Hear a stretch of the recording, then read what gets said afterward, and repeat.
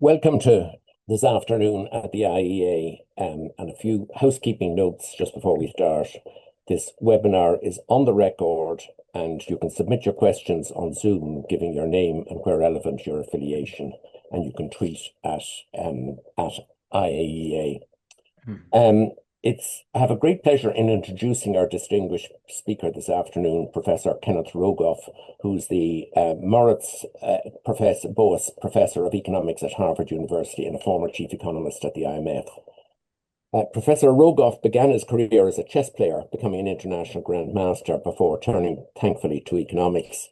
He has long ranked among the top 10 most cited economists. His very timely 2009 book with Carmen Reinhart, This Time is Different, Centuries of Financial Folly, looked at the history of debt and financial crisis, and it was a must-read in Ireland when it came out in 2009. I suspect it sold quite a number of copies here. Professor Rogoff is also known for his pioneering work on central bank independence. His latest book, Our Dollar, Your Problem, An Insider's View of 7 Turbulent Decades of Global Finance, explores the post-war rise of the dollar, the challenges ahead from crypto and the Chinese yuan, and argues that the period of reliably low interest rates, inflation, and exchange rate volatility has likely come to an end. So over to Professor Rogoff to talk about the important insights from this latest work. Well, thank you so much, John, it's been such a pleasure to meet you today because you have been someone I've known about for a very, very long time, thanks in part to the fact your daughter Darren was one of my great all-time students and my first student when I came to Harvard, and was very lucky to have her, and I heard a bit about you.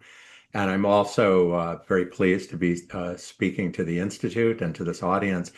I really, really do wish I was in person. It's just been a little bit difficult to organize, but I hope to make up for that another time. So I'm here today to talk about anything you want to talk about, but certainly prompted by my new book, Our Dollar, Your Problem, which has a longer title, An Insider's View of 7 Turbulent Decades of global finance and the road ahead. Excuse me. It gives sort of how the dollar came to be the dominant currency, some earlier history before that, and I think actually argues that it wasn't as deterministic as it's sometimes painted. Maybe the dollar would be on top, but not necessarily by as domineering a position as it might be. I point to mistakes that Russia made, Japan made, Europe made, China's made. But the road ahead, I think, is not necessarily the same. And I talk about some of that. It's written in a somewhat unusual style. I hope you enjoy it. I've obviously some very, you know, economic material. I don't know what else to call it, concepts that I'm trying to convey. But I put a lot of things where I can in the context of anecdotes of things I've thought about or maybe met world leaders, policymakers. There's some chess in there. Not just so much to, sprinkle it with anecdotes. It's certainly not a memoir, but try to motivate some of the problems and show there's just things we didn't know. I tried actually to point to some things where I thought I was wrong over time, which I think any honest economist who's lived for a long time is just lying to themselves and to everyone if they don't change their minds about things. I guess Keynes famously said, when the facts change, my mind changes. Maybe I would say when the facts and the theory changes, my mind changes. I don't know. So I should say where the title came from. So the title is Our Dollar, Your Problem is a slight paraphrase of a famous quote from U.S. Treasury Secretary John R. Connally in 1971. I think a lot of people actually don't realize it, but we were on a quasi gold standard until that year. So after World War II, the countries tried to, at least of Europe, Japan, Canada, tried to reassemble an exchange rate system. And it's centered around the United States. It had the name Bretton Woods, which is after a retreat in New Hampshire where it was agreed upon in 1944. And everyone was supposed to link to the dollar, link their currencies to the dollar, but the US was supposed to, if countries wanted, trade their treasury bills for gold at $35 an ounce. And so, in a sense, gold was still very much an integral part of the system. It wasn't going to last forever because Europe was growing much faster than the United States. The demand for dollars was going, and we are very good at printing dollars in the United States, but our gold supply did not grow at a comparable rate. And there came a point where we were increasingly vulnerable to what if everyone wanted gold. But I think many people thought that it could last quite a bit longer, maybe even another decade before it would blow up. But Nixon decided to, under some pressure, particularly from the French, decided to proactively go off gold. The Europeans were livid because they held amounts of treasury bills comparable in many ways to what the Asian economies hold today. Asian economies hold trillions and trillions of dollars in treasury bills.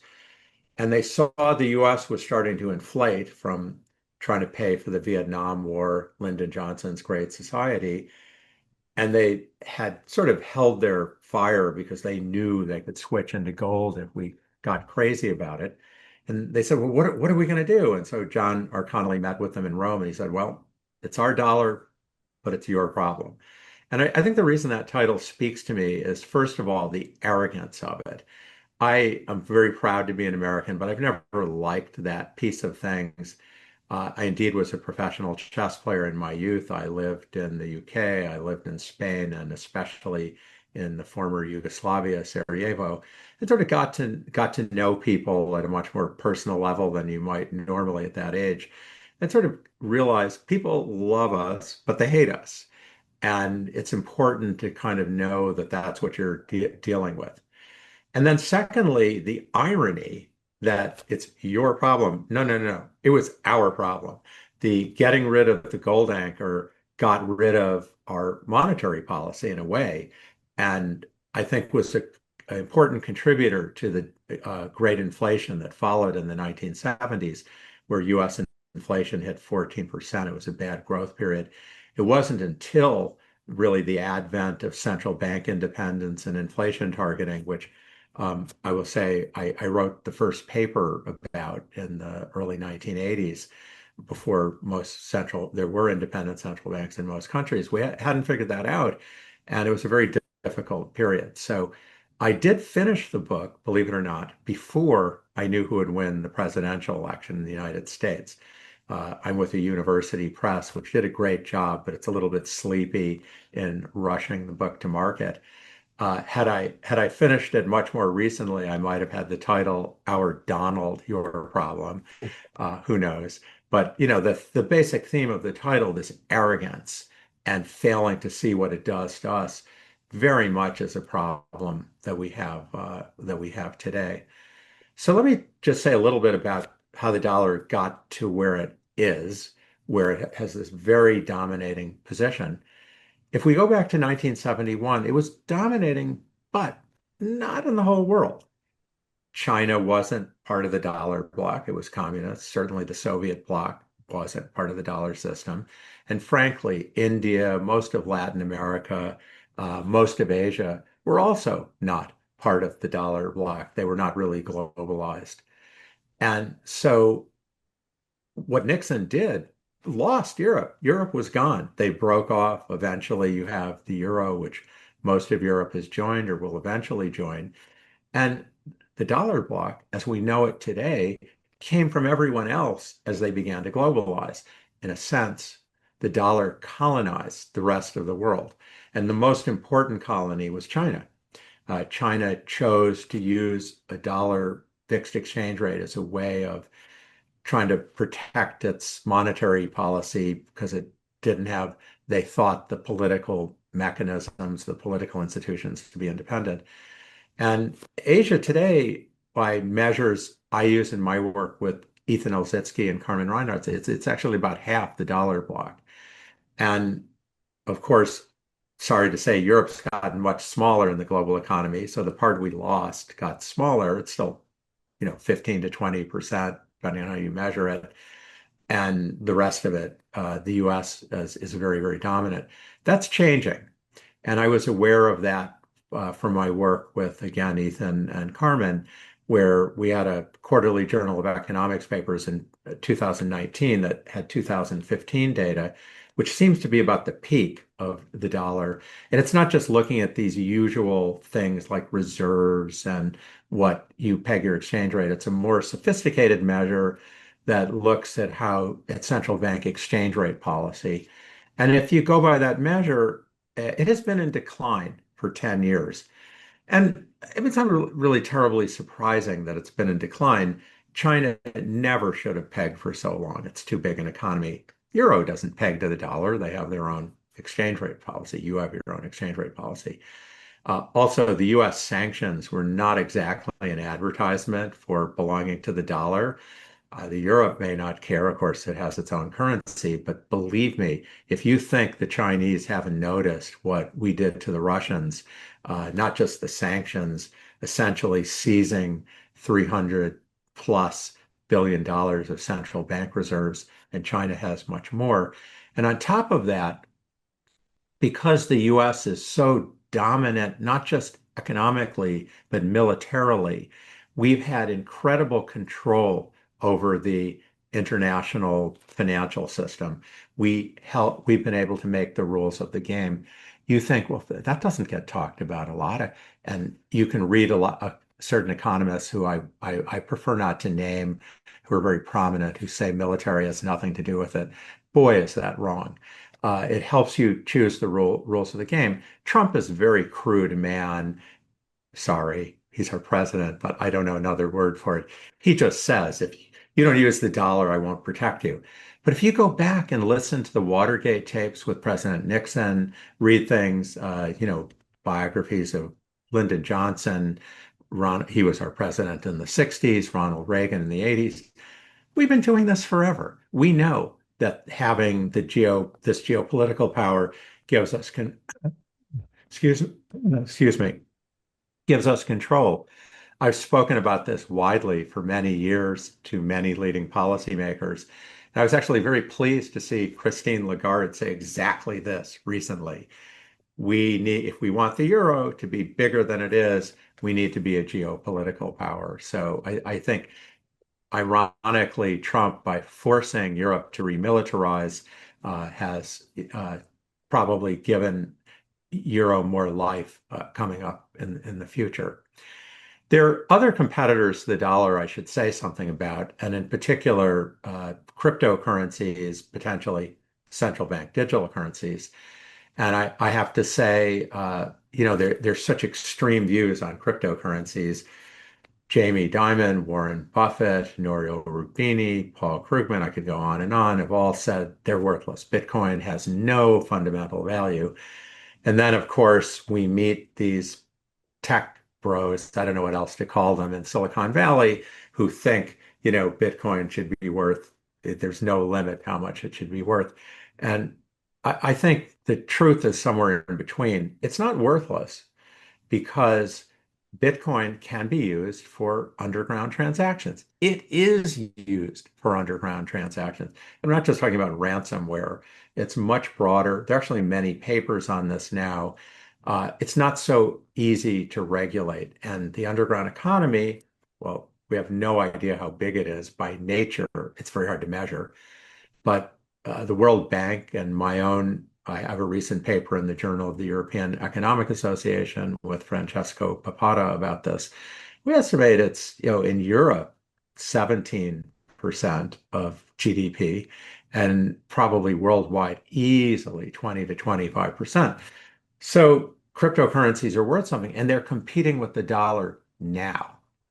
I won't go off too much further about the other side of this, but there's a chapter in the book I hope you enjoy where I sort of take on, well, again, called the tech bros, who often cite the book Sapiens as proving that money's whatever people want it to be. It's Yuval Noah Harari's book, which has most famous chapters about money, saying if people think it's a money, it's a money. And there's some theoretical papers by Kiyotaki and Wright, among others, about this, and it's beautiful. It's not true. The government controls what money is. They tell you what your taxes are paid in. They can regulate what banks do. They can pay their suppliers. You can go on and on. The government can crush the network effects of alternative currencies. It may not be able to close Bitcoin down, but they can close down the network effects, which mostly come from all these exchanges that are around it, like Coinbase, which are between 95 and 98% of transactions. It has been shocking what's going on in the Trump regime of suddenly no regulations. These are just banks. They're not cryptographic anything, and they're going to have problems just the way banks do. So there are reasons the dollar's fraying at the edges, which is the Chinese don't like it, the Europeans think they can do better. But the biggest problems, as in the fall of Rome, are internal. And I think they're, even without Trump, he's another factor. There are two that I think would be true if Harris, she was the Democratic candidate. I say that because people have already forgotten. She was the Democratic candidate for president. Had she been president, I think would have been problems. One is our budget is out of control. Um, Ireland's very nicely, I guess the IMF has you coming down below 30% by 2030. Maybe you're going to run out of debt. We're not running out of debt in the United States. We're on track to, break one record after another. And I think what people who naively think this is irrelevant fail to see is that, first of all, when you have very high debt, you're more vulnerable to a rise in interest rates. And there was a long period where a remarkable number of economists, John, you can second me on this, a remarkable number of economists thought interest rates were just going to go down and down and down. Larry Summers had his secular stagnation theory. Olivier Blanchard was president of the American Economic Association, said debt is free, basically, as far as the eye can see. It should be much higher. I could go on. And I debated all these people and others saying, if you look at the history of interest rates, there's some reversion to mean. Why would you think they would just go lower? And I think over the last couple of years, that's happened. And it's been a real wake-up call. I have a recent American Economic Review paper on this with Barbara Rossi and Paul Schmelzing. I'm very excited about. And we have other papers which show that this is just normal. I think interest rates today are normal. They're as likely to go higher as they are to go lower. So that's a problem. And when you're going just up in debt, each time, I don't know the right analogy to make, but you're more vulnerable to having you're less flexible. You can't respond as much in a crisis. We could go on and on about this. And lastly, Federal Reserve independence, that's not in our Constitution. Europe is stronger here, for better, for worse, and we'll see, but I think for better. The ECB is designed in a way where its independence is not so easy to undermine, not by any one country. Whereas in the United States, it's just a creature of Congress. It could disappear in a week. Right now, Congress wouldn't support that, and President Trump, even at 3 a.m. in the morning when he's having hallucinations, probably will wake up and realize that's not a good idea, even though he talks about it sometimes. But that doesn't mean in a stress situation, given another big shock, given a war where interest rates are really pushing up, where our budget deficit's suddenly becoming a problem. Of course, he'll take it away. So would Harris. Harris would have done the same thing. And so one of the conclusions I come to in the book is that it's going to be very hard to fix our debt problem because the voters aren't used to seeing anything like that until we have a crisis, which will probably be an inflation crisis. So let me just conclude my opening remarks before happy to turn to everything and anything of your questions with the book is not just about the history of the dollar, it's a history about thinking about it. What have we learned? What did we get right? What did we get wrong? I argue that the US has been lucky. It's been good, but it's been lucky. And I point to mistakes Japan made, for example, in agreeing to a big exchange rate depreciation. I point to euro. I think never ever should have brought Greece into the euro system so prematurely, which made it much harder to deal with the euro crisis than it actually need have been. China's made a mistake sticking with the dollar so long. And I think the U.S. has been lucky to be so dominant. Not that it might not be first. So think of a world going forward, eventually happening faster under Donald Trump, where the dollar's less dominant, less of a share of everything, more rails of the global financial system hiding from the U.S., going around the dollar. Our interest rates will go up. Maybe, exorbitant privilege, it's what it's called, gives us 0.5% to 1%, but it's going to eat into that. We already have debt problems. We're already having trouble handling interest rates go up. When you're the world's largest debtor, having global interest rates go up is painful, and it'll be more painful. And also, it's going to, hurt our ability to do sanctions, which we do very promiscuously. And then circling it back to my origins as a chess player, when I was living in Europe in the late 60s, and I wasn't yet 18, but Nixon got elected. And I said, I couldn't stand him. I mean, I don't think I really knew much, but I couldn't stand in the way many young people, plenty of old people, but many young people feel about Trump. I didn't want to go back to the United States because my friends were getting, drafted to fight in the Vietnam War. It was terrible. Well, having financial sanctions, it's not a perfect substitute, but it's allowed the United States to significantly intervene without doing that. And an end to this sanctions, an end to our information advantages, having higher interest rates, it's going to be something for us to digest in the future. As for the rest of the world, I think we should look to a more volatile period, more volatile exchange rates, probably a burst of US inflation somewhere, more volatile and higher real interest rates. And going back to my 2009 book, we haven't had a big financial crisis for a while. They don't happen very often. But boy, with this level of volatility, with these high real interest rates, there has to be somewhere an accident waiting to happen. So thank you very much, and I look forward to your questions.